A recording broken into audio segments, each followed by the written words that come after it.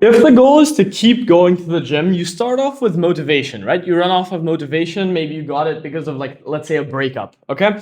Then that switches to discipline because you see, okay, I can't actually rely on motivation for that long. There's not that much motivation, okay? So that switches to discipline, and this is where you essentially, like, force yourself to go anyways, even though you don't feel like it, okay? This is specifically when you don't feel like it.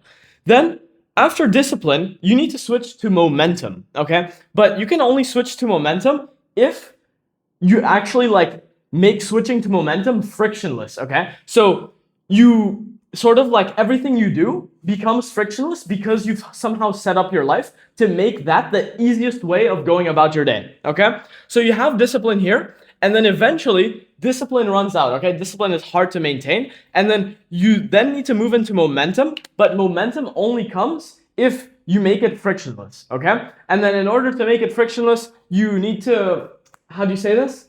You need to be doing the same thing in order to achieve momentum, okay? Like, I can't achieve momentum going this way if I also try to go this way at the same time. You see what I mean? So let's get to it, bro. I want to first go over your current situation, right? Where you're at currently. This is essentially discipline, right? This is where you're at. You're sort of just disciplining yourself, like, to eat healthy sometimes, okay? So it's like, sometimes you cheat on your diet, okay? Sometimes, yeah? And then you're like, you have a little bit of, like, willpower to, like, actually, like, keep on staying consistent, right? You're that guy who's like, yeah, sometimes he eats healthy, sometimes he doesn't. And then that little option there is like, damn, okay, should I eat healthy right now or not? And then it gives you that, like, decision fatigue, right? And then some of your willpower goes there, okay? Then you also use some more discipline, and it's like, because the gym is, like, far, right? Let's say the gym is far.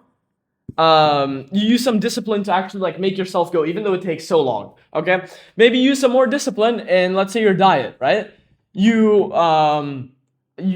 try to get, like, the best steak possible, and then, like, the eggs, and then you cook them in, like, a specific way, and you try to make it look neat on your plate, right? And then a lot more friction there, right, to actually make it happen. And so what actually happens is this, like, this battery of discipline, right?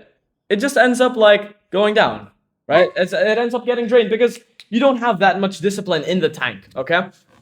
And so you need to learn how to switch from discipline to momentum, okay? To momentum. So what this is essentially is, like, how you can achieve momentum is when you're disciplined, right? And you have, like, the good habits, right? Pretty good, okay? You're disciplined, right? Let's say you're disciplined. And then you're doing, like, the good habits a little bit, but you're also, like, going in the opposite direction, okay? So, like, you have, like, let's say, like, 2 arrows going this way, but you have 3 arrows going this way, okay? Pulling you to actually be more disciplined. You do a little bit of, like, bad habits, okay? So what we need to do is essentially make going in this direction easier, okay? So we need to reduce the friction and stay consistent in one direction to that way build momentum, because it's just simply what you do, okay? Because how this works is, right, your mind is like, I forgot the actual term for this, but there are some people, right, who lost all their limbs, okay? There was, like, a study on this, right? Imagine, like, you lost all your limbs, like, literally your both of your legs and both of your arms. They saw that those people went back to their regular happiness levels 6 months after that, right? Your mind is so good at adapting to whatever the situation is, right? And then at the same time, the average person who wins the lottery, goes back to regular happiness levels after 6 months, okay? And so you need to realize that you're just, like, switching your baseline, okay? And how we're gonna switch your baseline is by cutting these out. In the beginning, yes, it won't feel good, okay? Just like that person who lost all their limbs. It won't feel good until you build the momentum this way. Then it's just gonna be what you do, okay? So how you're gonna reduce the friction in order to actually build up that momentum is gonna be through just making it super easy, okay? So you need to essentially find, like, maybe a closer gym, or maybe find a different training style, right? So you need to find out how you can make your workouts. Let's say, how can you work out closer to home, okay? Maybe that might be training more calisthenics, right? Maybe that might be switching gyms, right? Maybe switching gyms. So you need to find out some easier, let's say, variation in terms of, like, where you actually work out. Then maybe for your diet, right? You need to find, like, okay, usually I like ordering steak from there, but it's kind of like expensive and then like it takes them a while. So I'll actually just order like the local steak, but it'll come faster and then it's gonna be cheaper and I can just order way more and then I can freeze it and it's really easy for me to cook it, right? Maybe that might be like your way, right? Like this is super dependent on you, so I can't give you any like super direct advice. Some things like for calisthenics, for rings, getting rings is really good because you can work out at home. Getting rings is a very good one. Maybe just building a home gym, right? Maybe building a home gym. The other thing might be, I don't know, maybe you have like this could literally be anything, but maybe you look for some restaurant nearby, right? Maybe you look for some cheap restaurant where you can go ahead and eat there every day for super cheap and get in all your protein, right? So you need to find out how you can actually reduce the friction, okay?